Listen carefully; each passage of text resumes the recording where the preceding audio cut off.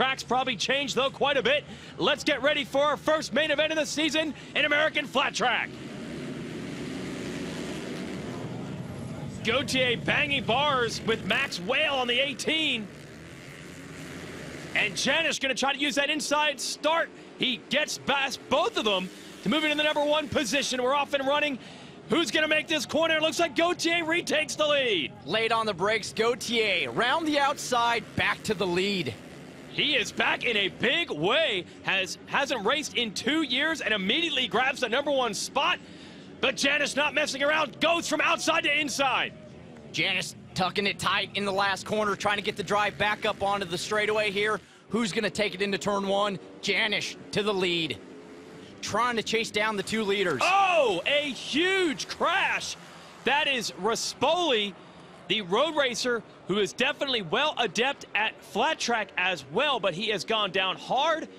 But I do not see the wheel and caution lights on, so we're going to keep on racing. Gauthier versus Janish, and Bromley, as you mentioned, sliding into third. And pulling away in the main event, Jesse Janish. Here's an update on the 132. Jesse Janish looks smaller than he did in 2018. That's because he lost 25 pounds. He moved down to Dallas, Texas, and told me he started a new training program focused on running. The 25 pounds he lost is making a big difference on the bike. Talking to a lot of these riders in both classes, they really talked about how they worked on their fitness in the offseason, training, what they ate, knowing how competitive American flat track racing has become. Anything they do to make themselves better on or off the bike is key. And you can see how close it is there, AJ, between 3rd, 4th, 5th. Bromley, Rush, and Whale all fighting for that final podium spot, looking for any edge, as you mentioned, that they can get. Let's get another update from Kristen. Thanks, Jason. Earlier in the day when I was talking with Ryan Sipes, he told me that he didn't bring enough gearing to this race. His gearing was way too short, so they were looking to see if they can expand that gearing by borrowing gearing from some of their teammates. He also told me that some other riders in the garage offered a better right front brake for him, so they changed that. The rider that offered that right front brake was Jeff Ward. You can see Mikey Rush there trying to get the power down out of the corner. This is what's a challenge for these riders right now. The track has gotten dry slick. It's hard to get the rear tire to find any type of grip and power up onto these straightaways or off the corners. Rush was actually battling up front in our twins class here 2 years ago, so he is comfortable on any type of bike on this Daytona TT track. He wants to end it up on the podium. 2 to go. Janish trying to finally get that Daytona TT victory. Finished 2nd last year. So the white flag now out. Janish trying to bring it home. Bromley trying to hold off Rush and Whale to take that final podium spot. And in between them is Gauthier. Man, Rush is not giving up on this. Janish here through the chicane. 1 corner to go to collect the victory. So the 31-year-old gonna leave him behind tonight. 2nd last year. This time he's gonna be out front on his Yamaha. Jesse Janish wins the Daytona TT in the singles class.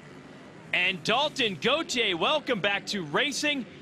After the violation of a substance abuse policy, had to complete the Road to Recovery program. He is now back as if he hadn't missed a beat. Solid performance and a runner-up ride. And Bromley holds off Mikey Rush to take 3rd. That man is all about podiums. He's done it again. Brindley from way back to 9th. Sipes didn't get the start he wanted. He ends up 10th ahead of Wells. Jesse Janish taking the first win of the 2019 season in the singles class with a wheelie over the finish. Now, I just asked you, did you really wheelie over the finish? And you said, I don't care about rules.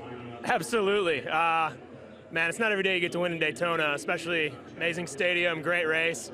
That was awesome. Got off to an okay start. I think Dalton had the whole shot, but everybody kind of blew a little wide in the first turn. Made a move on Dalton a little early and just tried to run a smooth race. It was a really tricky track.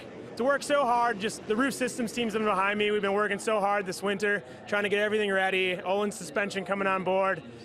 Just everybody. It was a huge victory for us, the team. We're off to a good start. Trying to make sure that we stay up here a lot this year, I'm hoping. Because the Daytona TT is about to get underway, and with it, the 2019 season. And a good jump by Bronson Bauman on the 37. Can he make the outside line work? He's battling with his brother for the #1 spot. And I think Breyer is able to control it on the 14. Hard on the brake zone. Bronson to the lead. Jake Johnson wide into turn 1, back to third. Yeah, so that number 5 is right there. So I thought Breyer was going to take it away from Bronson. No, Bronson Bauman in control. A great jump right through here off the line. And he leads his brother with Johnson. And now Henry Wiles hard and fast into the number 4 spot. Bauman late on the brakes into turn 1, holding off Henry Wiles. Oh, here comes Mees finding an inside line on his old rival Smith, and he made quick work to move into 6th. It's our SNS Cycles onboard. Mees doing what he does, even when dealt a bad hand. Gonna make up some points. He's won the Peoria race year after year after year. He's been on the podium at Daytona quite a bit. Oh no! Jared Mees, what has happened? Is that a crash or a bike problem? He's looking at the motorcycle. Gotta think it's a mechanical issue. All the work he did on a comeback run, it's over for the champ. We see Jared Mees pushing his bike away here. The replay rolls in through the chicane into the last corner. Looks smooth. And all of a sudden you can see fluid coming out of the bike there on the bottom right. Jason, the luck has run out for Jared Mees. Yeah, he was able to patch it together so well in qualifying with some crashes, some timely restarts, worked his way forward in the main. Got the onboard here on Mees. Maybe we can hear it.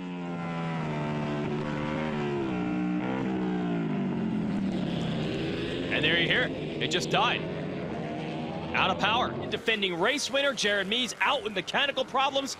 Meanwhile, Jared Vanderkoy in the factory Harley from last on the grid up to the top 5 of the number 20. Well, Lappers not making it easy on Bauman. Breyer Bauman just lapping guys at will right now. He is lapped up to 9th place, up to 8th place. He is so fast. Well, how difficult is that to find the race line while you're weaving through traffic? It's a difficult challenge, but when you got a big lead like Breyer Bauman has right now, you can kind of be a little, take your time with it, be easy. If Henry Wiles was right on him, he'd have to be very aggressive, maybe take chances he didn't want to take. 1 lap to go for Breyer Bauman to soak it in. He will be the man to beat when we go to Atlanta because he is en route to winning the Daytona TT in dominant fashion. Here's Vanderkoy. What a ride for him, showing you can make passes on this revamped Daytona track from last to 4th. Breyer Bauman. He dates Shayna Texter, so he is also the benefactor of all that training she did with the motocross trainer. Oh, that's Brian Smith out of the race on the last lap. Breyer Bauman wins here at Daytona.